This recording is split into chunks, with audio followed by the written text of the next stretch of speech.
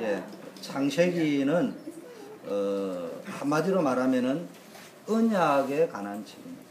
언약의 여정을 개인이 어떻게 붙잡았냐, 한 가문이 어떻게 붙잡았냐, 그리고 나중에는 한 부족, 한 민족으로 이제 출애굽기는 이제 부족과 민족이 어떻게 언약을 붙잡고 가느냐. 출애굽기는요, 말로 하자면은 창세기의 속편인데 알고 보면 창세기 2편입니다. 근데 똑같은 말이지만은 무슨 의미가 더 들어있냐? 언약을 누리는데 언약의 능력을 누려야 되는데 뭐냐? 구원의 축복을 누려야 됩니다. 엑소더스. 그래서 여러분이 창세기를 하는 가운데 말씀이 이래 은혜가 되는 것이구나. 예배가 이래 중요하구나. 구원의 축복을 누리는 것은 말씀을 통해서 누리는 거구나. 예배를 통해서 풍성하게 누려지는 것이구나. 이게 깨달아졌다면요.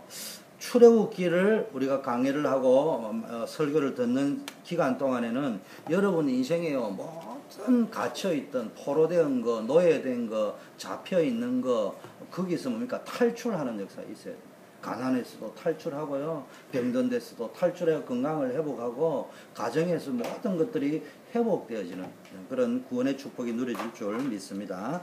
우리 옆에 분하고 인사하겠습니다. 구원의 축복을 누립시다. 그래서 일부 예배 메시지는 예배와 렘넌트 사역의 중요성, 또 다른 말로 조금 더 보태면 예배 사역과 렘넌트 사역의 중요성. 구원의 축복을 누리는 제일 좋은 길이 뭐냐? 예배 성공하는 거예요. 우리 찬양팀을 한다, 반주를 한다, 예배를 드린다, 이 모든 것이 뭐냐? 구원의 축복을 누리는 제일 좋은 길이에요. 똑같이 라이드를 합니다. 근데 이하나 집사님이 멀리 있는 김경희 권사님을 모시고 매주 때려오는 게 쉽지 않습니다. 결단하지 않으면 안 되는 거예요. 근데 그게 뭐 하려고 하느냐? 예배의 축복을 누려요. 그게 이제 보통 축복이 아니에요. 하나님 그 상급이 있다고 해요. 나중에 이하나 집사님 그럴 분은 아니지만 내 상급이 저울을 달아가 약간 모자란다 싶으면은 그때 끄집어내세요. 내가 김경희 권사님 예배 인도했는데 그 정인 저부터 찾고요. 없으면 여기 있는 사람들 이름을 다 적어.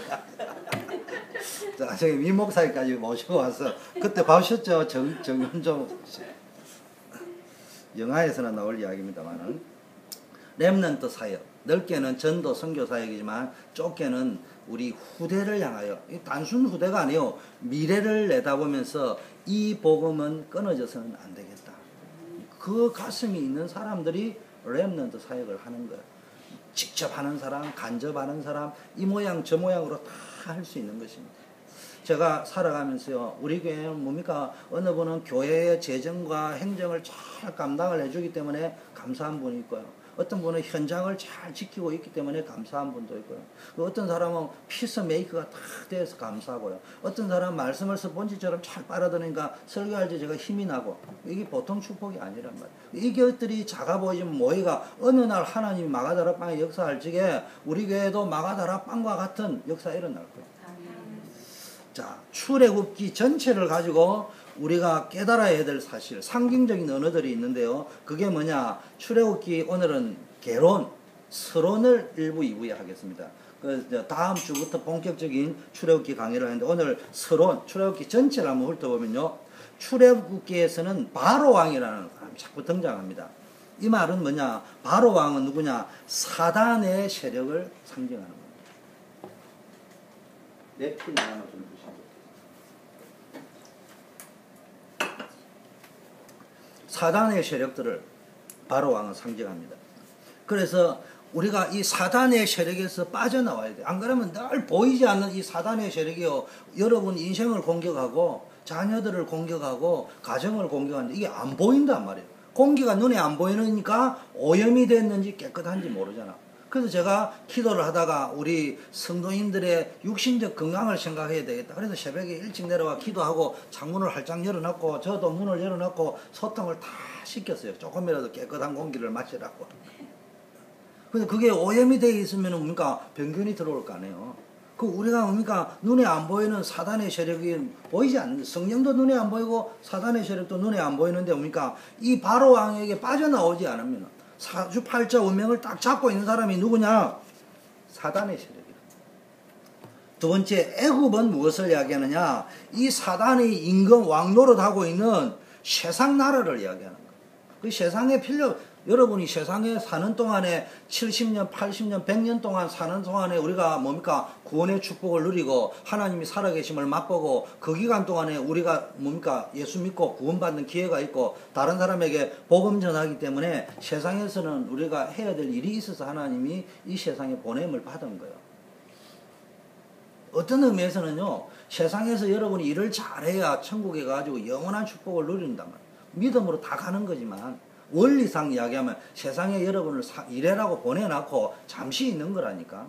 그리고 우리는 천국에서 영원히 살게 될 거란 말이에요. 그 우리는 하나님 나라를 누려야 되는데 애굽은 세상 나라예요. 그 애굽에서 성공해봐야 결국은 노예라니까. 또 이제 계속 보면 이제 학대받는 이스라엘 백성들이 막 나오는데요. 하나님의 백성을 이야기. 그래, 언약 놓친 하나님의 백성, 구원의 축복을 누리는 하나님의 백성. 이게 이제 출애굽기에 쭉 나온단 말이에요. 여러분 영적 이스라엘이라니까. 야곱의 이름이 이스라엘인데 그 이스라엘 12지파 이스라엘 민족, 우리는 구원받은 민족인데요. 종교생활에 빠져있고 언약 놓치니까. 이게 애굽의 출애굽기에서 나오는 내용들입니다. 그러면서 출애굽기 가장 핵심이 뭐냐? 애굽에서 빠져나오는 길이 뭐냐? 그러면 이 바로 왕 사단의 세력에서 영적 문제에서 세상에서 빠져나오는 길이 뭐냐? 이 세상에 꽉 차 있는 게 지금 우상 문화, 흑암 문화, 타락 문화요. 이 우상을 끊는 것이 뭐냐? 여러분 우상에서부터 흑암이 다 나오는 겁니다. 귀신 섬기는 데서부터 음란이 나오는 거예요. 귀신 섬기는 데부터 모든 영적 문제들이 다 나오는 거예요. 사단의 권세에서 빠져나와야 되는데요. 인간의 방법으로 못 빠져나온다니까요. 여기서 빠져나오는 길이 무엇이냐? 6월절 어린 양의 피를 발라야 된다. 그게 뭡니까? 출애굽기의 핵심입니다. 언제 빠져나오냐? 6월절 피 바르는 날. 누가 빠져나오냐? 훌륭하고 똑똑하고 대단하고 열심히 신앙생활 하는 사람이 아니고 피 바른 사람. 희생제사를 드리려고 우리가 출애굽하는 목적이 뭐예요? 희생제사, 피언약의 제사를 드릴 수 있는, 마음껏 드릴 수 있는 가나안 땅, 메시아 오실 땅. 그 여러분이 언제 출애굽의 역사이냐? 예배의 중요성을, 피언약의 중요성을 붙잡을 때. 외람되지만 제가 큰 목사가 무슨 부자겠습니까만, 그래서 저도 평균도 시절 보냈잖아요. 그래서 참 감사할 수 있는 것은 큰 돈은 못 벌었지만 형통한 게, 평탄한 게 항상 좋은 거는 아니지만, 그래도 큰 고생을 안 하고, 남에게 크게 돈 빌려러 가지 않으면서도 건강하게 엔조이 하면서, 그래도 5대양 6대들을 돌아다니면서 살 수 있었던 비결이 뭘까 가만히 생각하니까, 제가 예수 그리스도를 79년도에 영접했는데, 정확하게 80년도에 예수 그리스도를 진짜 영접을 탁 이래 했는데, 그날 이후로 예배가 너무 좋아요. 교회 가는 게 너무 좋았어요. 제가 이야기했잖아요. 여자들만 모여있는 그게요. 제가 가가 앉아있는데도요. 여자들 앞에서 서지도 못하는 제가요. 예배 드리니까네. 그런 게 안 보이더라니까. 그러면서 주일 예배에 생을 걸었다. 빠졌다가 안 빠졌다 이런 게 아니고 생명을 걸었다. 잠깐 제가 직장에 들어가면서 주일 예배를 못 할 수 있는 상황인데 그때도 주일 예배를 드리기 위해서 영적 싸움을 싸우는 가운데 내 인생에 출애굽기에 일어났던 홍해가 갈라지는 것과 같은 진짜입니다. 매주 태풍이 불고 태풍주의보가 떨어지고 그 속에서 나는 주일 성수할 수 있게 되어지고 그 제 개인 출애굽의 여정을 체험할 수 있어요. 언제? 주일 예배를 드릴 수 없는 주일 예배 드리기 위해서 제가 이야기한 짧게가 아니라 내 월급 절반을 아가씨한테 주가면서 주일날 일해주면은 주겠다. 그렇게도 해봤고요. 밤새도록 토요일날 일 해가지고요. 새벽 되면 일 다 마치고 주일 예배 드리러 와봤고요. 또 어느 날 새벽에 일 다 하고는 코피가 터지가 소리가 싹 다 젖어버렸네. 그 새로 이제 그래도 해놨던 거니까 새로 다 만들어가지고 그거 해가지고 주일 예배 드리러 가봤고요. 이것도 저것도 안 해. 이러다가 지치면 고갈되면 내가 예배는 드리는데 사역을 못하니까 우리 청년들에게 은혜로 메시지를 못 주고 기도를 충분히 못하니까 어떻게 해야 되겠냐. 고민하다가 내 월급 절반을 털어주면서도 주일날만 일해주면 주겠다고 이야기해요. 그때요 하나님이 진짜 영적 싸움을 싸우려고 하는 제 중심을 보셨는지 하나님이요 태풍을 탁 보내주셨어요. 태풍이 올 때 내 마음에요. 무감각하면 안 되는데 감각이 딱 있은 거야. 올하니 태풍이 불었어. 그때 내 마음, 그럼 매주 태풍이 불어보면 간단하겠네. 그래서 기도했습니다. 하나님 아시잖아. 나 주일 예배 드려야 됩니다. 그리고 우리 청년들 살려야 됩니다. 그때 지금도 기억해요. 방성국 집사라는 정은조 목사님 사돈 되는 분이 주집사님, 당신은 우리 청년회의 핵심 일꾼, 누가 봐도 1등 신자인데 주일 예배를 드려야 될 거 아닙니까? 제가 그때 말했어요. 죄송합니다. 제가 예배를 안 드린 건 아니에요. 1시간 예배는 드렸습니다. 그런데 집사님, 제 수준이 이것밖에 안 됩니다. 제가 고백은 그렇게 좀 속으로 하나님 앞에서 성부수를 걸겠다. 반드시 하나님의 능력으로 온종일 주일 성수할 것이다. 그래가 영적 싸움을 싸웠습니다. 그러고 나니까요, 그때부터요, 태풍이 불기 시작하는데요. 태풍주의보가 떨어지고요. 태풍경보가 떨어지고요. 그러니까 매주 태풍주의보, 태풍경보 떨어지는데 태풍이 또 올 때 경보가 떨어지고 주의보가 떨어졌다 꼭 오는 건 아니거든요. 풍랑이 일다가 안 오기도 하고 또 오기도 하고. 계속 석 달 계속 태풍이 불었대요. 그런데요, 나는 그 덕에 주일 성수 다 하잖아요. 석 달 정도 지나고 나니까 회사에서 재무제표를 검사를 하다 보니까 아니 주일날이나 월요일날 배 떠나려고 홍콩이나 일본이나 대만을 피해가지고 한국에 들어오는 것보다 밖에서 태풍이 부니까 딴 데 가가 있어야 될 거 아니에요. 항비가 훨씬 전략이 됐나 봐. 그래가지고 스케줄을 싹 바꿨어요. 하루 딜레이, 화요일날. 그 다음에 금요일. 제가 참말인지 안 말인지 시핑 가제트라는 취가 있는데 한진 해운에 미국 들어오는 스케줄을 보세요. 항상 픽스드 데이 서비스. 화요일날, 금요일날 내가 출항하는 거야. 그 나는 뭐 금요일날 하면 토요일까지 일하고 주일 써서 화요일날 하니까 월요일 와가지고 좀 바쁘게 하면 다 되는 거야. 안 그러면 주일 예배 다 드리고 밤 12시 와가지고 월요일 새벽부터 시작해가지고 쭉 일하면 되는 거야. 무슨 이야기했냐? 제 이야기를 하려는 게 아니고요. 그렇게 예배를 생을 걸었다 이 말이에요. 그냥 매너리즘으로 다닌 게 아니고 생명을 걸 정도로 내 모든 것을 올인할 정도로 예배를 드렸더만요. 이후에 뭐 남들처럼 뭐 이건희 씨처럼 큰 재벌을 가지고 뭐 엄청난 차를 타고 다니는 건 아니지만 그래도 남이 볼 적에는 재벌인 줄 여길 정도로 살았습니다. 그게 어디서 나오냐? 이런 평탄하고 형통하는 축복이요. 진짜 그냥 근성으로 말로 하는 예배 말고 예배에 내 인생을 걸어버려요. 공부하지 말라는 말이 아니에요. 정말로 주일 예배 드릴 시간이 없을 정도로 학생들이 공부를 해야 됩니까? 간단합니다. 그런 아이 치고 공부하는 아이 없습니다. 공부를 잘하는 아이가 없다가 아니고 그 말하는 아이 치고 공부를 생명 걸고 하는 아이 없습니다. 진짜 생명을 걸은 아이는요. 주일날 충분히 예배 드리고도 시험 공부합니다. 그럼 공부를 한다. 일을 생명 걸고 하는 사람은요. 어떤 상황에서도 서바이벌을 할 수 있는 거예요. 그럼 예배가 중요하다 그러면 예배에 생을 걸어버리는 거예요. 그러다 보면 제가 뭐 서론부터 자꾸 사설이 많지만 구원 이야기할게요. 저는 예수 믿기 전에요. 되는 일이 없었다니까요. 남들이 다 공부 잘한다고 어디 가면 학교를 대표해가지고 특차 합격할 거라 했는데요. 가면은요, 딴 사람은 떨어져도 나는 합격할 거라는데 가면 항상 떨어졌다니까. 저는 대학에 들어갈 때까지 1차를 들어가 본 적이 없어. 딴 사람들은 다 특차 들어간대. 고등학교 들어갈 때 스카이반 해가지고요.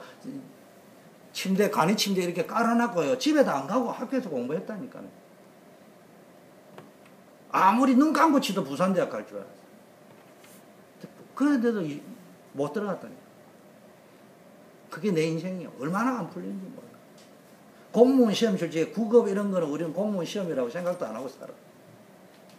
그때 다 떨어져. 안 돼. 방법이 없어. 근데 제가 예수 믿었어요. 예수를 믿게 되었어요. 하나님.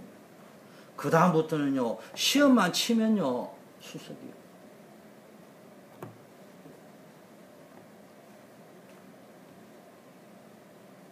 여러분, 우리 집사람에게 우리 형님이 그러냐. 우리 동생은 정말로 똑똑하고 괜찮은 사람이에요. 인생이 되는 사람이에요. 예수를 믿고 교회를 다니는데 가지 말라고 때리 패고 싶었다. 집안 망치는데. 그런데 놔둘 수밖에 없었던 것은 내 동생이 너무 인생이 안 풀려. 그런데 가만히 보니까 자기가 교회 다니는 걸 좋아하는데 원래 교회를 좋아하는 애도 아닌데 교회를 다니고 예수를 믿는데 보니까 뭔가가 자기도 편안하고 일도 잘 풀리는 거. 그러니까 뭐 교회 다니면 잘 풀리는 게 방법이 없지 않냐. 그렇게 이야기했대. 내한테는 자존심 상하면 말 안 하고. 그게 구원의 축복이에요. 여러분이 진짜 생을 다 걸어봐라는 거예요. 피 언약에 예배의 구원의 축복을 누리는데 그때부터 내 인생이요 뭔지는 모르지 형통하게 된다. 뭐 문제가 생긴 것 같은데 그게 국무총리로 가는 거예요. 요셉도 그걸 몰랐다니까. 처음에는 나는 이게 국무총리로 가는 거야 이렇게 간 게 아니라니까요. 자, 창세기 4가지 사실이 뭐예요? 구원, 아브라함을 통해 구원, 이삭을 통하여 언약 누림, 야곱을 통하여 전도, 그 다음에 뭡니까? 요셉을 통하여 선교를 우리에게 알려준다고 했는데 이거를 못 깨달으면은 뭐가 되는 거예요? 구원의 축복, 언약의 축복, 전도와 선교의 축복을 못 깨달으면은요 나도 모르게 축복을 롯처럼 엄뻑 받았는데 어느 날 전쟁이 일어나 버리니까 자기하고 아무 상관없어. 지금 적군이 롯을 공격하러 온 거 아니에요? 창세기 14장에 롯이 포로로 잡혀갔는데 적 연합군이 롯을 포로로 데리러 가려고 싸우러 온 게 아니에요. 소돔 왕을 공격한 거란 말이에요. 그런데 그 소돔 땅에서 재벌이 돼가 살고 있던 롯이 포로로 잡혀가 버렸다니까. 그럼 내가 이 세상에서 성공을 했는데 내 뜻하고 상관없이 주변에 일이 터져버렸는데 포로로 잡혀가. 전도 모르고 선교 모르고 언약 모르고 구원 모르면 그런 일이 어느 날 일어난단 말이에요. 때로는 안 일어날 때 있어요. 때로는 롯이 아니고 딴 사람이 잡혀갔을 수도 있잖아. 그런데 결국은 순서가 다를 뿐이 잡혀가게 됩니다. 예수 믿고요 은혜 못 받으면요 진짜 예수 믿어야 됩니다. 또 예수 믿어놨고도요 지속적으로 예수 믿는 축복을 누리는 은혜를 못 받으면은 불신자 상태에 빠져가지고요 오히려 불신자보다 더 고생하게 돼요. 불신자는 뭐 자기 마음대로 살아도 되지만은 우리는 그것도 못하잖아요. 전 민족 이 시대의 답이 뭐냐? 피입니다. 문제가 이 세상에 많습니다. 다른 방법으로 해결이 안 돼요. 어린 양의 피, 출애굽기를 하는 동안에요 피 언약이 한이 맺혀야 됩니다. 이게 이제 메시아 언약이고 그리스도 언약입니다. 출애굽의 목적이 뭔가? 구원과 가나안 정복의 축복을. 구원의 축복이 가나안 땅, 영적 가나안 땅으로 가는 거예요. 자, 그러면 첫째, 출애굽기 서론적으로 왜 이스라엘 민족이 출애굽할 적에 애굽에 들어갈 수밖에 없었냐. 그 배경이 지난주에 12지파 이야기가 나왔잖아요. 그런데 한마디로 말하면요, 불신앙과 예배 실패입니다. 누구 때문에? 아브라함의 불신앙과 종교적 예배 때문에. 예배를 드리는데 매너리즘, 건성으로 드린 거예요. 우리로 치면은 예배를 드리기는 안 드리는 건 아닌데 뭐 편한 대로 예배를 드리는 거예요. 생명을 걸어야 돼요. 나는 망하는 한이 있더라도, 세상적으로 망하는 한이 있더라도 나는 예배에는 성공해야 된다. 이 기준이 딱 있어 보세요. 이상하게 일이 풀린다니까요. 결단을 해요. 창세기 15장에 보면요, 9절 14절에 보면 아브라함의 불신앙과 예배 실패가 나오는데 하나하나 설명을 제가 하겠습니다. 자, 창세기 전체를 한번 보면요, 창세기 전체의 핵심은 창세기 3장 15절이죠. 여러분 잘 알다. 그리고 21절입니다. 여러분 창세기 3장 사건은 사단에게 쏘아가지고 인간이 하나님 먹지 말라는 선악과를 따먹고 불신앙에 빠져가지고 하나님 떠났습니다. 이때부터 인간에게 문제가 닥치기 시작하는데요, 이 인간의 저주와 실패를 해결하는 길이 뭐냐? 창세기 3장 15절 여인의 후손이 뱀의 머리를 상하게 할 것이다. 그게 창세기 전체의 핵심이고 성경 전체의 핵심이고 그걸 풀어가는 게 성경 66권이에요. 그런데 여러분 알다시피 아담과 하와가 선악과를 따먹고 나니까 부끄러워 벌거벗었어요. 뭐 했어요? 무화과 나무잎을 가지고 부끄러운 것을 가렸다고 했어요. 그 무화과 나무잎이 종교로 상대로. 인간이 만들어낸 게 그거 가지고 우리의 수치와 부끄러움이 해결되는 게 아니에요. 그래 나중에 보니까 하나님이요 뭘 아담과 하와에게 지어 입혔다고요? 가죽옷을 지어 입혀요. 그럼 가죽옷 하니까 요새 민크 코트 생각이 나는데, 잠바 생각이 나는데, 가죽백 이런 거 생각나는데요, 지금하고 다르다니까. 그 당시에는 뭡니까? 창세기 9장에 노아 홍수가 오기 전에는 짐승을 잡아먹는다는 거는 상상을 못하는 거예요. 지금 불을 장난만 쓰지만 인간이 불을 개발한 적은 언제라고요? 인간이 불을 개발할 때부터 짐승하고 달라진 거예요. 세상적으로는. 그럼 그 불을 개발하는 것도요, 굉장한 인류의 발명이라고 생각하는데, 그 당시에 가죽옷을 집는다. 이거는요, 첨단 과학 신소재예요, 신소재. 두랄루미늄 비행기 만드는 그런 소재를 발견하는 것보다 더 기적이 가죽옷이라는, 그 시대는 상상을 할 수 없는 시대. 그때 뭐요? 가죽옷을 지어 입혔단 말은 가죽은 뭐에 놓은가? 짐승의 피. 짐승의 피를 흘려 가죽이 노는 거. 말로 하자면은 예수 그리스도의 피를 상징하는 거예요. 그리고 가죽옷은 나무잎이 아니고 영원히 떨어지지 않고 헤어지지 않고 썩지 아니한 걸 상징한단 말이에요. 그 가죽옷으로 우리가 옷을 입었는데, 가죽옷을 입었다는 말은 우리의 신분이 영원한 하나님의 자녀이십니다. 여러분, 그래서 여기서부터 이제 시작이 되는데, 창세기 4장에 보면 여러분 가인과 아벨이 나오잖아요. 똑같은 아담의 자녀인데도요, 가인과 아벨은요, 가인은 똑같은 하나님의 자녀인데도요, 뭡니까? 창세기 3장 15절의 언약을 놓쳐버렸고, 아벨은 이걸 붙잡았다니까. 아벨은 창세기 3장 15절에 피 언약의 비밀을, 가죽옷의 비밀을 붙잡았는데, 가인은 언약을 붙잡은 것이 아니고 예배는 드렸다니까. 근데 자기 방법을, 자기 기준으로 드려요. 맞는 말이죠. 나는 농사 짓는데 뭐. 나는 농사 짓는데. 그 당시에 하나님의 방법은요, 피 제사를 드려, 짐승을 잡아요. 왜냐? 소재가 아니에요. 이건 번제, 희생제, 이런 속죄제를 드리는데, 왜 뭡니까? 곡식을 가지고 드리는 거예요. 자기 기준이에요. 우리도 오늘 예배 드리면서 내 방식으로 드리는 사람이거든요. 그게 이제 흠이 있는 예배라니까. 자, 보세요. 이런 상황이 되니까요, 가인에게 어떤 상황이 벌었냐. 창세기 4장 7절을 보면요, 내 재벌이 너무 중하여 견딜 수 없습니다. 가인이 그때부터요, 하나님이요, 가인이 아벨을 쳐 죽였음에도 불구하고 하나님께서 뭡니까? 가인을 인정해 주는데, 표도 줬는데도 불구하고 내 재벌이 중하여 견딜 수 없다. 쉽게 말하면요, 죄의 문제는 인간 스스로의 힘으로 결코 해결되지 않아요. 여러분, 의식 무의식 속에 죄의식이 꽉 있어가 거기서 오는 두려움, 염려, 걱정이 있다니까. 여러분, 사형수는 언제 죽을지 모르기 때문에요, 일반 형을 하고 있는 감옥에 있는 사람하고 상황이 다르다니까요. 언제 죽을지 모르기 때문에 음습에 오는 두려움, 공포, 이게 꽉 있다니까. 그게 공격 성향으로 여러 가지 형태로 나타난다니까. 우리 인간에게도 왜 두려움이 있습니까? 여러분, 계시록에 천국 못 들어가는 사람 누군 줄 알아요? 두려움이 있는 사람은 천국 못 들어간다. 그 말은 간이 크면 천국 간다 이 말이 아니에요. 무슨 이야기냐? 인간에게 내재되어 있는 큰 지옥에 대한 두려움, 죄의 형벌에 대한 두려움이 있다는 말, 아직 구원을 못 받았다는 이야기예요. 그 이야기를 하는 거예요, 지금. 죄의 문제는요, 여러분이 예수 영접해가 구원받지 않으면요, 이 죄는요, 여러분 마음을 따라가고요, 여러분 무의식, 의식, 무의식 속에 들어오고 현상학적으로 자꾸 또 문제가 생긴다. 두 번째 보니까 4장 8절에, 창세기 4장 8절에 가인이 그 아우 아벨에게 구할 때, 그 후 그들이 들에 있을 때 가인이 그 아우 아벨을 쳐 죽이지. 이게 뭐예요? 아니, 형이 동생 죽이는 걸, 이걸 영적 문제라, 영적 문제. 뭐 오클라호마에서 묻지마 살인이 미국에서 일어났대. 총 가지고 그냥 쏴버렸더만. 아니, 또 신문에 보니까네 에난데일에서도 그 막바로 쏘았더만. 한국인을 쏘았더만. 밤에 우리 랩런트들, 알렉스, 시원이, 요셉이 밤에 에난데일 나가면 안 돼. 보니까 월남 사람이 완전 구타해가 린치를 해버렸더만.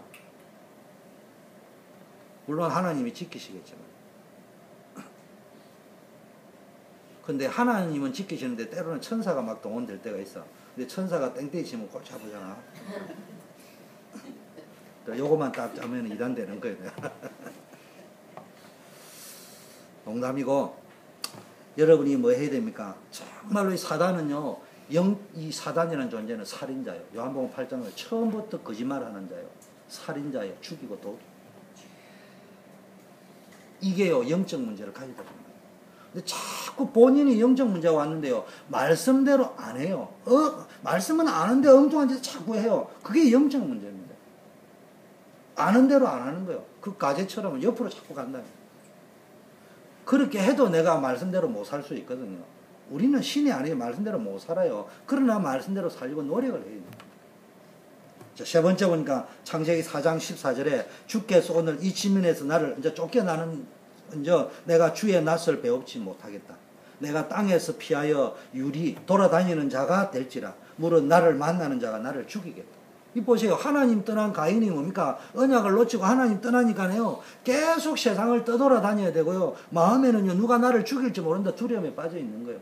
그런데 하나님이 가인도 사랑해가 뭐 했어요? 표에 이말을 표를 줘가지고 너를 죽이지 않을 거야. 너를 죽인 자 배를 100배나 주겠다 이야기했는데도요. 안 믿어진다니까. 여러분 구원받은 게 아무나 받는 게 아니에요. 여러분 구원받았구나. 감사하구나. 할렐루야. 아멘. 사제의 확신이 막 생기는 그건요. 구원받은 사람입니다. 구원 못 받은 사람은요. 절대로 사제의 확신이 안 생긴다니까. 큰 소리에 치지 답답할 적에는 교회를 다니니까 내가 구원받은데 왜 이러는데 집에 잠잘 때 가면 두 다리 뻗고 잠이 안 오는 거야. 그건 사람 앞에 자존심이 있으니까 품을 있어. 나도 구원받았다. 큰 소리 치는데 진짜 못 받은 사람은요. 조용히 혼자 있는 시간에 잠자는 시간에 악몽이나 꾸고 계속 눌린다니까. 창세기 6장 보세요. 노아는 이 언약을 붙잡았습니다. 근데 노아 시대는요. 하나님을 떠난 시대예요. 하나님이 없는 시대예요. 사람 기준으로 살아가는 거예요. 네피림 시대, 영웅 시대, 대단한 시대. 그 시대는 영웅이라는데 성경에는 하늘에서 떨어진 악령인데 사람들의 입장에서는 그게 영웅이라고 해요. 오늘도 영웅을 만드는 시대예요. 오늘도 영웅을 보고 미쳐들어요. 마이클 잭슨 같은. 주희원, 마이클 잭슨을 보고 미치면 안 돼. 주영교 목사님을 보고 미쳐야 된다니까.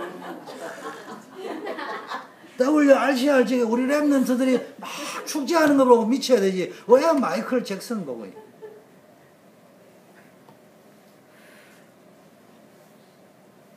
우리가요, 자꾸 이제 하나님 떠나버리면요, 이상한 영웅을 만든다. 복음적 영웅이. 영웅도 없어. 하나님만이 우리 영웅, 예수님만이 우리 영웅이지.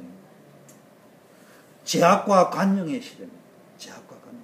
우리는 오직 그리스도를 바라보는데요. 이게 노아 시대는 오직 영웅을 바라본다. 뛰어난 사람. 하나님 떠나니까 늘 엉뚱한, 하나님 떠나버리니까 엉뚱한 생각. 이런 거 있잖아요.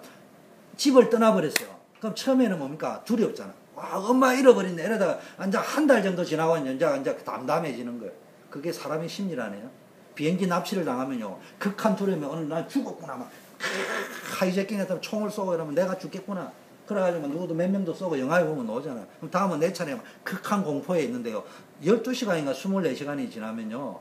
그 범인과 함께요. 같은 마음이 든다네. 저 사람이 결코 나쁜 사람은 아닐 거야. 그런 연민이 들면서요. 같아진다고 하잖아요. 그게 사람 심리라고요. 하나님을 떠나면 처음에는요. 이래도 되겠나 이래 싶은데요. 이제 오래돼 버리면요. 감각이 없어져 버려요. 그래가지고 하나님이 아닌 딴 데 집중한다니까. 지금 보세요. 인터넷 뭐가 나오는데요. 그 자체는 나쁜 게 아닌데요. 그게 전부 우리의 마음을 하나님께 집중하지 못하게 만들어요. 이 싸움을 영적 싸움 중에 21세기의 최고의 싸움이 뭐냐? 하나님께 집중하지 못하게 하는 싸움을 싸워야 된다니까. 그래 예배에 성공해야 돼. 알렉스 알겠어. 그래서 제약이 간증합니다. 이렇게 되어버리면은 전쟁, 포로, 비극, 재난 이런 일들이요 계속 일어납니다. 이게요 교회 사고, 이게 세계 사고요. 이게 창세기 말하는 아브라함, 이삭, 야곱 언제 고난 당했냐 말이에요. 그러나 성경은 노아는 은혜를 입었다고 했어요. 의인이었다는 말은 노아가 어려웠다 이런 말보다는 창세기 3장 15절에 언약을 붙잡고 21절에 가죽옷을 입었다. 영원한 하나님의 신분에 가지고 하나님이 어렵다고 해버리면 누가 정죄할 거냐. 완전한 자였다는 말은 그가 완전했다 이 말은 언약을 붙잡았다. 이 종이는 찢어질 수밖에 없잖아. 여기 딱 붙어있으면 이 강하잖아. 이 벽만큼 강하잖아. 종이는 찢어버렸지. 자, 이제 드디어 창세기 12장에 가면요. 아브라함이 나옵니다. 쉽게 말하면 하나님이 아브라함과 같은 한 사람을 택해가지고 창세기 3장 15절이 어떤 식으로 개인에게 적용되어지고 가문에 적용되어지느냐. 이걸 이제 설명하는 게 창세기 내 인물입니다. 첫째, 아브라함을 하나님이 어떻게 부르셨습니다. 여러분, 구원은요, 내가 하나님 찾아가는 게 아니고 하나님이 나를 부르시는 거예요. 바벨탑 사상과 갈대아 사상을 가지고요, 우상 숭배하고 있던 것들 그걸 버리고 가나안 땅으로 가라는 이야기예요. 정확하게 하면은 전설에 하면은 아브라함 때 종족이 바뀌는 아브라함이 있던 부족 시족이었는데 그게 이제 부족 시족 국가에서 부족 국가로 넘어가는 그 시점에 아브라함이 있던 갈대아 우르에 또 막강한 부족이 일어나 가지고 그 갈대아 우르를 장악합니다. 고대 수메르 바벨론 문화에. 이때 조그만 소규모 부족이었던 아브라함 가문은 데라의 가문은 이거 어떻게 해야 될 것인가? 떠나야 되느냐 말아야 여기 정착해야 되느냐 떠나야 되느냐 고민을 할 상황. 오늘 그렇지만 문제가 터져 있었단 말이에요. 이때 하나님이 메시지를 주세요. 떠나라. 왜 이런 위기를 갖다 준 줄 아냐? 우상을 떠나라는 사인이다. 어떻게 적용해야 되느냐? 저와 여러분에게요 아브라함이라고 내하고요 맞아 떨어지는 구심점이 있어야 돼. 이게 안 맞으면 안 맞. 아브라함 따로 내 따라오면 안 된다니까. 오늘날 우리에게 문제가 왔을 적에 문제 해결에 초점을 맞추지 말고 떠날까요 말까요 해결해 주세요 이런 소리 하지 말고 저쪽분이 물러가게 이렇게 기도하지 말고요. 왜 그 사건이 벌어지느냐? 떠나라는 사인이다. 하나님 그렇게 확정을 시켜준 거예요. 왜냐? 우상 떠나라. 내가 너를 복의 근원으로 만. 너는 여기 오랫동안 조상대대로 떠나면 망할 것처럼 보이지만 더 큰 축복을 줄 것이다. 가나안 땅으로 가라는 메시아 올 땅 그리스도 붙잡아라 말이죠. 갔습니다. 그런데 여러분 알다시피 가나안 땅에 이제 갔는데 순종하고 갔는데 하나님 그걸 어렵게 여기는데 또 성장 과정에 이제 1단계는 통과했는데 2단계에 어떤 문제였냐? 가나안 땅에 기근이 왔어요. 기근이 온 이유는 아브라함이 하나님을 의지하지 않고 가져간 재산을 다 의지했어요. 사실은 이민사회와 큰소리 치는 사람은요 이민 온 지 10년 채 안 된 사람 큰소리 빵빵 치요. 한국에 재산이 좀 있다는 거예요. 하나님을 믿는 게 아니고 그 재산을 믿고 큰소리 치는 거예요. 다 떨어지고 나면요 말도 못합니다. 그런데요 그 기근이 오니까 하나님께도 안 물어보고요 어디로 갑니까? 급한 일이 터진가 뭐 다급하니까 누구나 비슷하겠지만 막바로 인간적인 생각을 애굽에만 가면 뭐 식량이 있는 줄 애굽으로 갑니다. 갔는데요 여러분 알다시피 보통 창기스러운 일이 생긴 게 아니에요. 이때 하나님이 보호해가지고요 다시 하나님이 지키고 보호하심에 따라서 결국은 어디로 옵니까? 애굽 가나안으로 다시 가나안으로 돌아오게 됩니다. 이때부터 뭡니까? 본격적으로 뭡니까? 이 사건을 경험하고 나서 본격적으로 마모레 상수리 숲을 근처에서 장막을 전하고 예배를 드립니다. 이때는 매너리즘이 아니고 뭐라고요? 정말로 피 언약을 진짜 본격적으로 붙잡고 드리기 시작합니다. 롯은 보세요. 반대로 가나안 땅에 들어가 있는데도요 가나안 땅에서 성공했습니다. 근데 예배를 모르는 사람입니다. 그래서 결국은 나중에 아까 말 자기 의사와 상관없이 자기를 공격하러 온 게 아니고 소돔 왕을 공격을 적군이 했는데 포로는 정작 자기가 하고 소돔 왕은 도망가 버리고 참 웃기는 일이 벌어졌어요. 그래서 아브라함이 뭡니까? 롯을 구원하러 참여한 거입니다. 예배는 안 드리고요. 예배에 자꾸 안 드리고 뭐 이 핑계 저 핑계 대고 예배 안 드리고 예배에 실패하면 롯처럼 망할 수밖에 없습니다. 직장이 없는 사람 직장 다니려고 하지 말고 우리 랩런트들 대학 졸업해가지고는 직장 어떻게 하면 뭐 얻을까 처음부터 잘해야 돼. 어머니 아버지 세대는 지나간 세대야. 그분들이 겪었던 방법대로 또 살면 안 돼. 대학 졸업하기 전에 딱 결정 이력서 들고 온천지 걸베이 구걸하듯이 다니지 말고 딱 간단히 예배에 딱 올인해. 대학 다니면서 하나님 나는 예배에 올인하고 공부 최선을 다하겠습니다. 1등을 하든 꼴찌를 하든 F학점은 막 쌍권총을 맞든 내가 막 최선을 다해 공부를 하겠습니다. 그리고 나에게 하나님 예배한 직장을 달라고 기대해 보세요. 평생 직장이 안 쫓겨납니다. 하나님이 축복하십니다. 그거를 랩런트 때는 빨리 시작해요. 근데 이거 이 말기 못 알아듣는데 이래 듣고도 엉뚱한 짓 계속 하는 사람이 있다. 여러분 구원받아놓고 불신자처럼 살면요.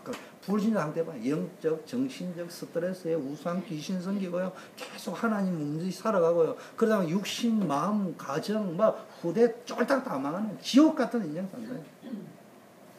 빨리 여기서 빠져나와야 됩니다. 그래서 불신자는 빨리 거기서 빠져나오는 게 구원이에요. 운명에서 빠져나와야 돼요. 신자는요. 불신자 상태에서 빠져나와야 돼. 그걸 치유라고 하는 거예요. 그걸 다른 말로 하면요. 어떻게 치유되느냐? 마음의 위로를 받는 걸 치유라 하는 게 아니에요. 성령 충만 받아요. 위로는 위로요. 위로받는 사람은 또 위로를 받아야 돼요. 또 누군가가 위로 안 주면 지치요. 그럼 교회 떠나고 싶어요. 성령 충만해 보면 힘이 생겨요. 힘이. 아멘. 남을 위로해 줄 만큼 힘이 생겨요. 아멘. 오직 주님만 바라봅니다. 아브라함이 본격적으로 주님만 바라봅니다. 그래가지고 아브라함이 롯을 구출해가지고요, 전쟁에 승리해가지고요, 5개국 연합군을 대파하고 돌아올 적에 숨어있던 소돔왕이 탁 나타나가지고 아브라함을 환영합니다. 이때 소돔왕이 아브라함에게 말해요. 당신이 우리 백성을 구원해 줘서 너무 감사하다. 이 은혜를 무엇으로 보답하겠냐. 그러니까 물품은 전부 당신이 다 가져가고 사람만 노예들 내한테 달라. 이런 게 아브라함이니까 내하고 같이 전쟁에 참여한 이 소년들, 장정들, 장군들이 좀 말라죠. 이 사람들한테는, 군인들한테는 다 주라. 나는 안 가져가겠다. 왜냐, 하나님이 나를 복의 근원으로 부르셨기 때문에 반드시 뭔지는 축복을 받을 건데 나중에 그러면 네가 준 그것 때문에 축복받을 거 아니냐. 그래서 하나님 영광 가리니까 나는 신들매 하나도 갖지 않겠다. 하나님이 그걸 듣고요, 너무 기뻐. 진짜 피 언약을 드린 사람 이런 믿음이 생긴다. 아멘. 그러다 보니까요, 아브라함이요, 너무 기쁘니까 하나님이 이때 딱 나타나가지고 뭐라고 이야기했습니까? 아브라함아, 나는 너의 상급이요 방패요. 오늘 내가 읽은 것처럼 너의 산성이고 너의 힘이고 너의 요새고 이렇게 이야기했다니까. 이 아브라함이 이때요, 야 이제야말로 진짜 내 소원을 들어주겠구나 이래가지고 말을 탁 하는데 뭐라고 이야기합니까? 하나님이요 아브라함을 탁 축복하는 이때에 아브라함이요 하나님 앞에 뭐라고 하냐, 자기 속에 있는 불신앙이 이제 묻어나는 거예요. 덕지덕지. 자식이 없어가지고 그냥 자식이 없습니다. 이래라도 하면 돼. 이거 하나님이 약간 비꼬는 거요. 이것도 하다 보니 여러분 신앙생활 하다 보면요 수준이 높아가지고요. 내가 어제 농담으로 이런 이야기 했어요. 지구상에 나는 마누라한테도 못 이긴다. 내가 이길 수 있는 분 딱 한 분 있다는 거 우리 와이프하고 타고 가다가 그러더라. 내지! 이러더라고. 그래서 당신이 아니고 당신도 내가 못 이겨. 내가 이길 수 있는 분 딱 한 분밖에 없어. 하나님. 우리가 어떻게 하나님을 이길 수 있습니까? 근데 내가 자녀거든. 그런데요, 이때 뭡니까? 다메섹 엘리에셀을 양자로 삼겠다 하잖아요. 그때 내 씨에서 내 몸에서 난 씨가 내 후사가 될 것이다. 이래 이야기할 때요, 불신앙적인 것을 계속 반복합니다. 반복적 불신앙 상태 있잖아요. 왜요? 믿음이 있는 것 같기 때문에 사실은 뿌리 깊은 불신앙. 이런 상태에 있으니까 하나님이 좋다. 내가 증거를 주마. 언약을 맺어주마. 그러면서 뭘 했습니까? 4대 만에 애굽에 종살이 애굽에 갔다가 400년 만에 4대 만에 돌아오게 할 것이다. 그게 증거가 돼. 너와 너의 후손 모두 영원한 증거. 인류 역사에 출애굽의 역사가 사실적이고요. 그런 역사는 없었습니다. 그는 애굽의 역사에, 에집트의 역사에도 있습니다. 이스라엘의 역사책에도 남아있는 겁니다. 성경책에만 있는 게 아니에요. 여러분, 믿음의 조상인 아브라함 한 사람이 이렇게 불신앙해가지고요, 자기 민족뿐만 아니라 어마어마한 후대가요, 노예 상태로 들어가게 됩니다. 그는 왜요? 하나님이 저주한 게 아니고 뭘 보여주라? 거기서 빼내봐야 430년 동안 힘쓰도 힘으로 능으로 노력을 해도 안 됐는데 피 언약을 통해서 된다는 것을 하나님께서 보여주시기 위해서 뭘 하려고 말로 하지 않고요, 역사의 메시지를 가지고 보여줍니다. 굳이 이렇게까지 안 해도 되는데 아브라함이 계속 불신앙합니다. 여러분이요 자꾸 이런 식으로 불신앙하면요 하나님이 여러분 가문의 증거를 주기 위해서 계속 문제를 몰고 갈 수 있다. 그건 저주가 아니에요. 진정한 축복을. 그런 상태를 엿볼 수 있는 상황, 그게 본질인데 거기다 한술 더 떠가지고 뭐 했냐 보니까 아브라함의 영적 상태가 예배를 그러면 드리라 이제 언약을 드리면서 상시 15전 잘 해석해야 됩니다. 단순한 예배 한번 실패해가지고 노예로 가는 게 아니고 역사 언약을 먼저 줬는데 그 속에 아브라함이요 불신앙이 좀 묻어 있는 게요 제사를 드리라는데 여기 제사는요 피제사거든요. 근데 자기 마음대로 소제를 드려요. 그냥 감사해. 쉽게 말하면 11조 드려야 되는데 감사헌금 내버려요. 그 이야기예요. 무슨 말인지 알겠죠? 성경헌금을 드려야 되는데 자기 마음대로. 그 이야기. 요즘으로 치면 이게 뭡니까? 예배를 드리는데 짐승을 잡아요. 좀 가난하면 새라도 잡아야 되는데 새를 쪼개면 돼, 가난한 사람에게. 부자는 소나 양을 잡아야 되지. 근데 안 쪼갰잖아. 몸통 그대로 놨던 거예요. 그러니까 보니까 살아있는 것처럼 보이거든요. 성경에 보니까 솔개가 사단을 상징하잖아요. 솔개가 계속 오잖아요. 아브라함이 잠을 못 잔다는 말은 누리지 못한다는 겁니다.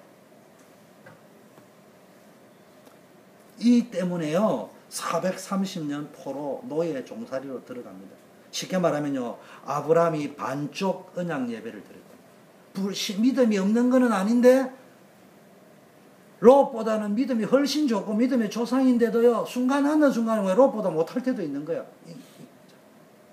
차라리 안 믿어버리면 하나님도 안 믿으니까요. 여러분들도 보세요. 불신자는 가면요. 시험 들게 하지 않아요. 신자가 나를 시험 들게 하죠. 왜 기대를 안 하니까. 하나님이 얼마나 섭섭했겠어요. 기대는. 이 불신앙과 이 예배 실패는 엄청난 문제를 가져옵니다. 그게 430년 동안 종살이 했는데요. 430년 이스라엘이 종살이 하면서 하나님께 피 가지고 예배드렸다는 기록이 없어. 출애굽기 보니까. 빠져나오면서 예배드려 가는 거지. 그 기간 동안에 노예 사역을 들어가가지고 피를 드렸다는 말이 없다. 창세기 피가 막 흘러 넘쳤는데 창세기 50장부터 출애굽 1장 사이에 피가 있었다면은 성경책 어딘가 기록이 되어 있을 텐데 없고 생략해버렸다. 다시 한번 모세를 통해 피 이야기할 적에 회복해라. 피 언약. 여러분 물론 예배 한번 잘못 드렸다고 하나님이 저주하는 그런 하나님은 아니에요. 제가 지금 그 메시지 하려고 하는 게 아니에요. 여러분 주일에 한번 빠졌다고 하나님 저주하고 제가 지금 그런 공갈 협박하려고 그 설교하는 게 아니에요.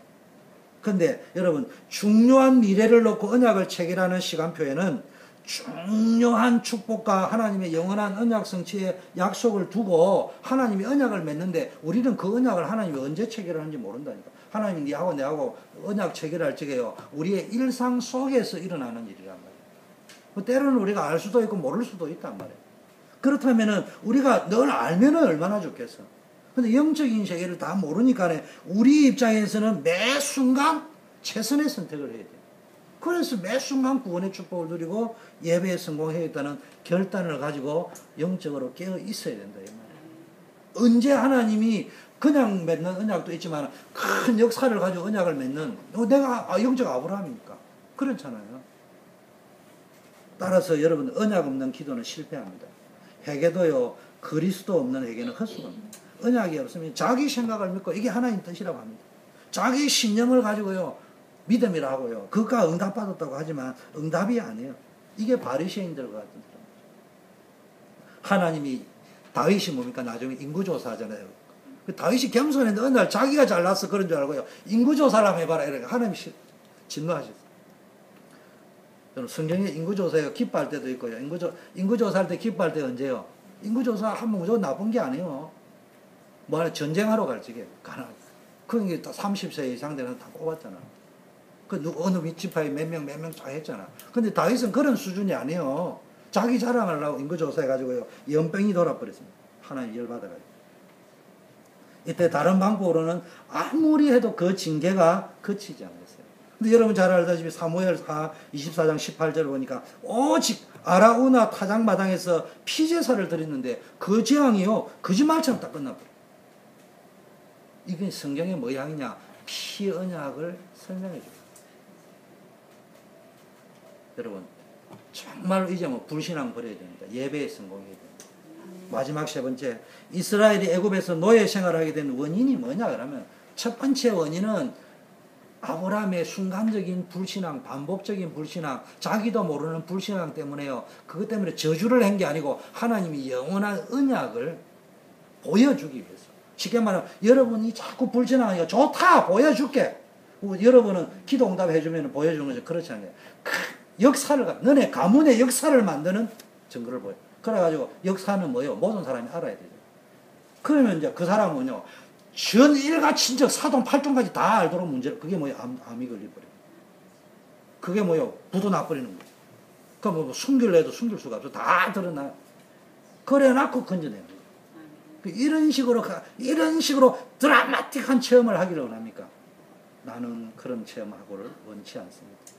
그냥 평탄하게 간정거리 별로 없는 것 같은데 진짜 그렇게 살기를 원해. 내가 말할 것 같으면 정가 12범에 하늘의 별과 같이 반짝반짝 간다는 감옥을 12번 갔다 왔는데 거기서 주를 만나가지고 내가 이런 간증 안 해도 돼요. 어느 날 예수님이 미쳐졌습니다. 나는 별 간증거리도 없는데요. 지금까지 하나님이 나를 지켜주셨습니다. 아멘. 그게 최고 간증이에요. 아멘. 왜 꼭 그런 식으로. 자, 이스라엘 애굽에서 노예 생활의 두 번째 원인은 현실적인 거는 후대 사역의 실패예요. 쉽게 말하면요, 언약을 누리는 후대를 남기지 못했다. 출애굽 1장 6절에 이 시대 사람이 다 죽어버렸어요. 요셉도 죽고 나는데 후대 요셉과 같은 제자를 못 남겼다. 요셉이 굉장히 훌륭했어요. 정치, 경제, 사회, 애굽의 모든 걸 다 장악했는데 문제는 모든 걸 다 정치, 경제, 문화, 오늘 하버드 대학 나오고 박사학위 따고 막 대통령도 되고 막 학원도 다 됐는데 뭐만 다 놓쳐버렸냐? 창세기 3장 15절 창세기부터 쭉 하다가 피언약 십자가 피언약 회복이 출애굽기 3장 18절 그거 놓쳐버렸다고. 여러분 바로 해가지고 피제사 들어갔다 이 말도 되지만요, 이스라엘 백성이 뭘 놓쳤냐? 피제사를 놓쳤다 이 말이야. 이거를 놓쳐버렸어요. 피언약, 메시아 언약, 그리스도 언약 누리는 후대를 제자를 못 남겼습니다. 그래서 요셉은 영웅이지만 제자가 없었어요. 자기와 같이 누리는 자를 못 만들었습니다. 언약 붙잡은 후대가 없어서 그 후대가 애굽에서 430년 동안 노예 생활을 했습니다.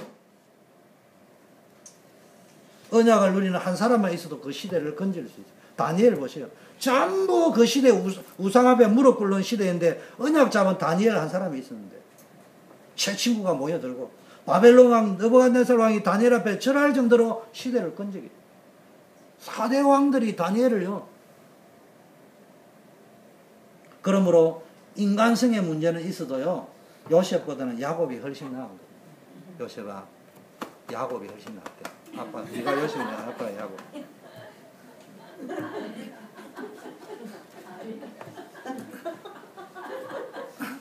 그래서 아브라함이 하나님, 이삭이 하나님, 야곱이 하나님. 왜 요셉의 하나님이 아닐까? 우리는 막 죽으라 까고 설교 때 요셉 빠지면 설교가 안 되는데. 다락방 메시지는 그리스도 빠지고 요셉 빠지면 설교가 안 돼. 그런데도 왜냐? 제자를 남겨. 하나님의 언약을 지키는 것은 너무 큰 축복이고 특권입니다. 야곱은요, 창세기 31장 13절에 가나안 땅으로 가라는 명령을 받았습니다. 외삼촌 라반의 집에 있을 때. 그런데요, 거기 가면 누가 있어요? 형님이 칼을 달고 있어요. 그런데도 갑니다. 물론 가지 않으면 안 될 상황도 있겠지만 또 한편으로는 뭡니까? 그래도 외삼촌 집에서 고생할래요? 형한테 칼 맞아 죽을래요? 물어보면 다 칼 안 맞아 주고 외삼촌 집에 좀 고생하더라 사기당할 거 사겠다. 그런데 맞아 죽을지도 모르는데 가나안 땅으로 갑니다. 첫째는 하나님 말씀하셨고 안 죽는다고 말씀하셨고 동행하겠다고 말씀하셨고 그걸 느꼈고 더 중요한 거는 뭡니까? 가나안 땅으로 돌아가야 될 이유를 붙잡았다. 그 생명 걸고 돌아가는 거예요. 맞아 죽을지도 모르고. 그래서 생명 걸고 야복 나루터에서 기도하는 거예요. 그래서 야곱이요 변화해서 이스라엘이 됐어요. 왠 줄 압니까? 야복 나루터에서 밤이 맞도록 기도했다고 이스라엘이 된 게 아니에요. 벌써 라반의 집에 떠나가지고 형한테 갈 적에는 하나님 말씀하셨지만 여러분 같으면 갈 수 있겠어요? 맞아 죽을지도 모르는데. 내가 말했다 칩시다. 하나님 말씀했다 칩시다. 근데 여러분 마음에 각인되게 형이 내 죽인다는 생각이 있는데 그걸 믿음으로 갈 수 있겠습니까? 우리는 뭐 설계야 쉽게 하지 그건 불가능한 일이에요. 갔다는 말 생명 걸고 갔다는 말이에요. 서대반의 순교만큼의 생명 걸고 갔다는 말이에요. 여러분 잘 아셔야 됩니다. 이래서 안 되고 저래서 안 되고 자꾸 이야기하지 말고 그 말은요 생명 안 걸겠다는 이야기예요. 생명을 걸었다는 말은 핑계가 없어집니다. 그 정도 되어버려야 역사에 일어나요. 여러분 신약을 봅시다. 베드로가 대단한 수제자입니다. 교황이 베드로를 상징하잖아요. 근데 베드로의 제자가 된 사람 중에 얼른 기억나는 사람, 떠오르는 사람이 있어요. 잘 안 돼. 한참 생각하면 이제 억지로 뭐 가이오. 근데 가이오는 바울도 제자가 됐는데. 그럼 정확하게만 제자가 아니고요. 가이오가 대단한 사람이요. 바울도 섬기고 베드로도 섬겼습니다. 근데요, 베드로는 제자를 찾기가 힘들고요. 그냥 교권을 상징하는 거죠. 바울의 제자는요, 그 패거리만 있는 거지. 내가 계층 멤버인데, 내가 예수님의 수제자 팀인데 12살. 바울 네가 이런 그 쫄대가리들이 그때는 이제 바울을 두목으로 모시겠지. 그건 제자가 아니에요. 패거리 할 적에 누가 한 명 두목을 모셔야 됩니다. 바울 보세요. 바울 제자가 너무 많아가지고 대답을 못해. 하나님께서 바울을 쓰신 이유는요, 똑똑해서가 아니고 제자가 많아요. 제자의 신을 그럽니다. 렘넌트. 올해요 전도운동 발판인데 내일 렘넌트부터 시작해. 우리 교회를 살릴 사람은 어른들을 빨리 발판으로 삼아야 돼. 이분들 10년, 20년 후에 어떻게 되겠냐고, 김경희 권사님이. 그럼 여러분이 빨리 다락방 해야 될까? 지교회 해야 될 거 아니에요. 김경희 권사님이 하시는 것만 보고, 야, 잘한다. 여러분들 문 닫을 겁니다. 사실은 여러분들이 해야 돼요, 여러분들이. 그리고 이분들 오시라고 이야기해요. 도전하죠. 결론. 언약 놓치고 언약을 누리는 후대를 만들지 못하면은 결국은 나와 우리 후대는 바벨론에 포로되거나 아수르에 잡혀가거나 로마에 잡혀가거나 이런 일이 벌어집니다. 그래서 우리가 언약을 놓치면은 완벽하게 망합니다. 어떤 일이 보냐? 출애굽기 오늘 1장에 보니까요, 바로가 모든 시민에게 명하여 가로되 남자가 나면은 전부 하수에 다 던지고 여자만 살더라고. 이 상판도 이야기하잖아. 시민들이 다 이야기해. 이런 일이 벌어진다니까. 반대로 기도의 비밀, 예배의 비밀, 종교적인 거 말고요, 피언약을 아는 기도의 비밀, 구원의 축복을 아는 예배의 비밀을 가지고 있으면 어떤 상황에서도 승리하고요, 언약 성취의 축복을 누릴 수 있습니다. 아멘. 그럼 우리는 무엇을 해야 되느냐? 렘넌트 운동을 했는데 전도 운동의 바탕을 깔아야 돼요. 그래서 우리가 올해 전도 운동 바탕을 깔아요. 그리고 지속할 시스템을 남겨야 된다 이 말이에요. 그래서 우리는요, 후대를 위하여 렘넌트 사역, 복음의 뿌리를 내리는 엘리트를 키워내야 됩니다. 민족, 미국을 살려내고 세계 살려내야 됩니다. 세계 복음을 1천만 영혼을 길러내야 됩니다. 그래서 기도의 축복, 예배의 축복, 전도의 축복을 누려야 된다 이 말이에요. 아멘. 어떻게 하면 되냐? 지금 여러분의 관심과 생각이 어디 있느냐가 중요하다니까. 날마다 똑같은 생활이 반복되는 것 같지만 관심과 생각이 따라 여러분이 달라져야 됩니다. 만나는 사람에게 어떻게 복음을 전할 것인지 고민하며 관심을 두고 지켜보면서 기도하면요, 준비된 사람을 만나게 돼요. 나의 전도, 내하고 아다리가 되는. 그에게 내가 만난 예수님을 소개할 수 있잖아요.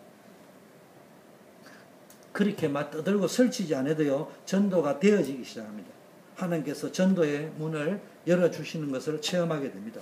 쉽게 말하면 관심과 생각만 바꿉니다. 집중을 해보라. 내 일상을 그대로 하면서.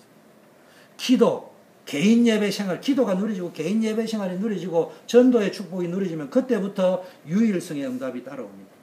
그래서 뭡니까? 하나님을 바라보는 시간, 구원의 축복을 누리는 시간을 가져야 됩니다. 하나님 주시는 행복, 구원의 행복, 구원의 축복 속에 오는 평안, 삶의 활력, 기쁘고 감격, 감사. 그러면서요, 힘을 얻는 시간을 가요. 그게 개인 예배입니다. 그게 기도 시간입니다. 정시 기도를 다른 말로 하면 개인 예배 시간이랍니다.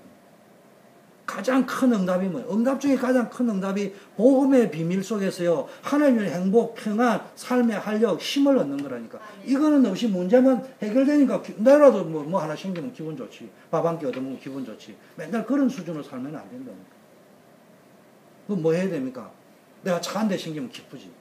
그런 수준 되는 게 아니고요, 구원의 축복이 누려지면 결과는 보장되어져 있다니까. 따라온다니까. 모든 것, 지식, 부귀, 인품을 다 갖췄다 하더라도 영적으로 하나님과 교통이 안 되면요, 나도 모르게요, 하나님과 영적인 교통이 안 되면 뭐가 온다고요? 간단하지, 고통이 오지. 치명적인 상처가 나를 공격한다. 자꾸 모든 게 해로도가 무슨 뭐만 이래도 싫고 저래도 싫고. 제가 이야기하잖아요.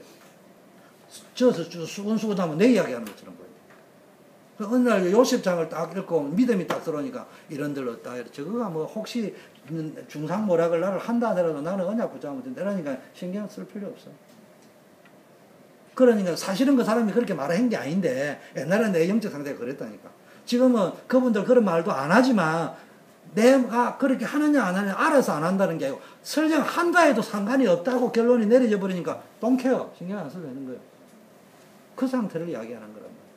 우리는 저 사람이 하는지 안 하는지 알았기 때문에 평안하다 이 말이 아니에요. 해도 상관없을 적에 평안한 거지. 스스로 넘을 수 없는 한계에 부딪히면요 속절없이 무너집니다. 그래서 골로새서 복음 안에 지혜와 지식의 모든 보화가 다 들어요. 복음 아니면 인간의 문제는 해결할 수 없습니다. 여러분 이게 없으면요 뭐 하나 해결하면 또 다른 문제 또 생깁니다. 근데 복음의 비밀을 알면요 작은 일 하나에도요 헌신하게 되고요 어떤 모습으로든지요 복음을 전할 수 있는데 그때부터 하나님께서 아무도 빼앗을 수 없는 응답으로 채워주십니다. 여러분 요셉은 박사학위가 없는데 애굽을 어떻게 정복한 줄 압니까? 당시 애굽의 박사학위를 10개 가진 사람도 요셉이 누린 축복을 못 누리는 이유, 요셉이 당했던 13년으로 돌아가려면 한 놈도 갈 사람이 없어요. 간단한 거예요. 간단한 거예요. 나는 용서하세요. 살아가면서 제일 축복받은 사람이 누구냐? 명문대학 나온 사람이 축복받은 게 아니고 태어날 때부터 아무 배경 없이 태어났어요. 그 사람이 성공할 수 있어요. 그 뗄빵하게 이상한 배경 가지고 있는 사람, 그런 거 배경이 다 떨어질 때까지는요 하나님을 안 믿어. 빨리 끝내라는 사인인 것입니다. 영적 상태를 바꿔. 영적 상태를. 쉽게 말해 영적 상태를 바꿔. 예배와 기도 속에서. 두 번째는 우선순위를 바꾸시. 전도와 선교와 렘넌트 사역, 교회 살리는 사역에 여러분의 모든 방향을 집중하시기를 축원합니다. 하나님 아버지 감사합니다. 오늘 예배와 예배 사역, 렘넌트와 렘넌트 사역의 중요성을 우리가 발견케 하심을 감사합니다.